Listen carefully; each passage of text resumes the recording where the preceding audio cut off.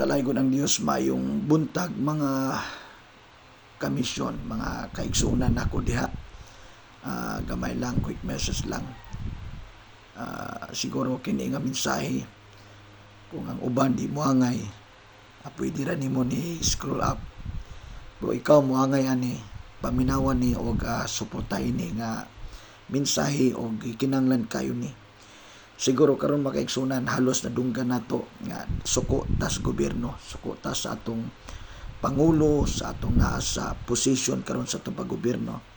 Moingon siguro ka nga naglinog na, nagbaha na tungod sa atong mga panggobyerno. Makaigsunan bisan sa na to kasuko karon, dili gyapon na katabang sa atong nasod. Instead nga masuko ka, nalakoy gamay nga mensahe. Wala na tay laing mahimo tungod kay damage is already done.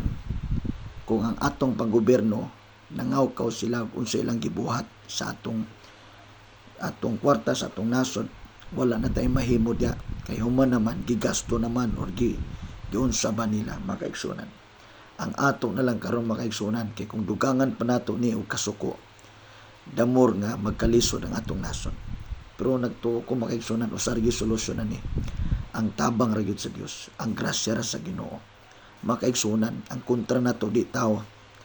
Ang kontra nato is the demons, the spirit of Lucifer, the spirit of Satan nga nagmanipulate karon, nag-operate karon sa atong nasod, labi na sa atong panggobyerno. Makaigsunan nanginanglan ta karon og focus to fight against principalities of darkness, against the spirit of darkness, wickedness in this nation. Makaigsunan, dili ta mundang sa pagampo. Instead nga masuko ka, unsay mas maayo kaha nga magpaka kalmado lang ta. Dad-un nato ni sa pagampo. Let's have to make a warfare for this nation, to set this nation free from the stronghold of wickedness, greediness, idolatrous, and so much more. Daghan nga mga pagkadautan sa atong nasod. Siguro may ka nga gilinog pa na ta, gilinog na ta, grabing kamatay tungod sa pagkadautan. Well, tinuod na makaigsunan ang Bible nagsulti kung ang naa sa panggamhanan dautan, ang mga tao mag-agulo sila, masakit sila. Apan kung ang naa sa panggobyerno matarong, magakalipay ang katawan. Makaigsunan mao lang ni ang gusto na ko ipabot. Ang solusyon sumansong giingon, gahom ra gyud sa Ginoo, grasya ra gyud sa Dios.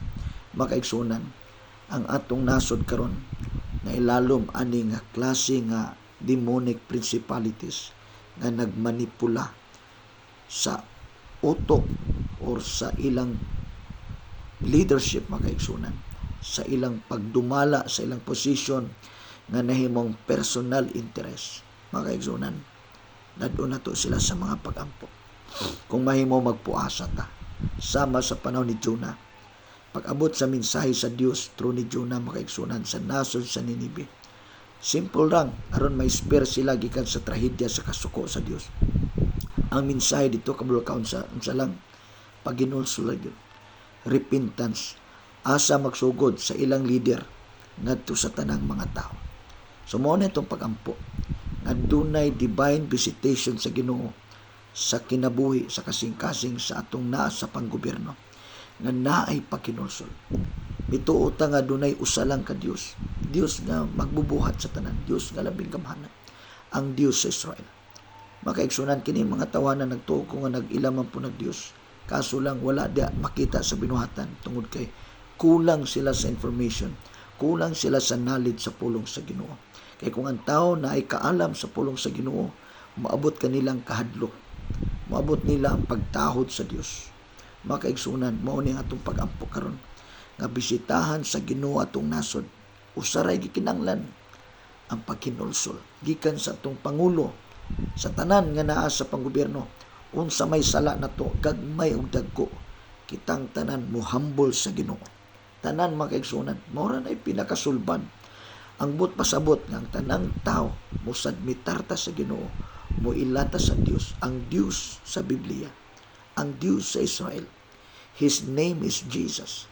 ang tanan mo sadmitar ng Bible, matagtuhod, magapiko, matagdila, magasugid nga si Jesus atong Ginoo. Makaigsunan, nagkalalain matag mga simbahan. Pudili lang kay kana ang isyu. Mga tao karon sige pug debate, sige away kay ang labanan nato ato mga simbahan. Well, inyuan ang simbahan, nirespeto ay ta. Walay kapuslanan imong simbahan kung wala kay gugma. Nagsige lang gyapon ka og sultik sakit ngadto sa imong gisikataw kay di man kapapildi sa imong prinsipyo. Igsuon ko higala, kung tinuod ka na kay Kristo sa imong kinabuhi, ipatigbabaw ang gugma ni Kristo diha sulod sa imong kinabuhi. Gugma sa Ginoo. Gugma sa Ginoo gikinahanglan karon. Makaigsunan, paghinulsol ray gikinahanglan karon sa atong nasod sa Pilipinas. Wala na lain. Paghinulsol, balik loob sa Ginoo, magkinabuhi ta nga nakahadlok sa Ginoo base sa prinsipyo sa pulong sa Ginoo nga ang tanan mo simba na sa Ginoo diya sa espiritu sa kamaturan. Magbasa siyang pulong, mag-fellowship na together diha sa usa ka Dios makaigsunan nga nagbuhat sa langit ug sa yuta. Simba ka nga matirud-anon, matarong, mainulsulon nga kasing-kasing. Pagsimba nga dunay sinseridad, nagpasaylo sa mga tawo nakasala kanimo o gilangkat ang mga kayugot o kasakit sa itong kasing-kasing. Isurinder nato atong kinabuhi diya lamang sa Ginoo.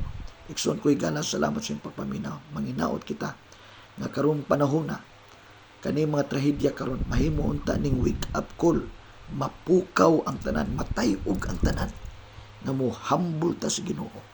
Ang Bible nagsulti, God opposite the proud. He opposes the proud. He opposite the proud.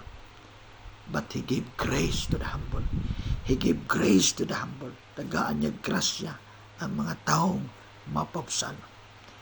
Dalay ko ng Diyos. Salamat sa pagpaminaw. Igsoon. Salamat sa pag-share sa atong video. God bless you. May Allah.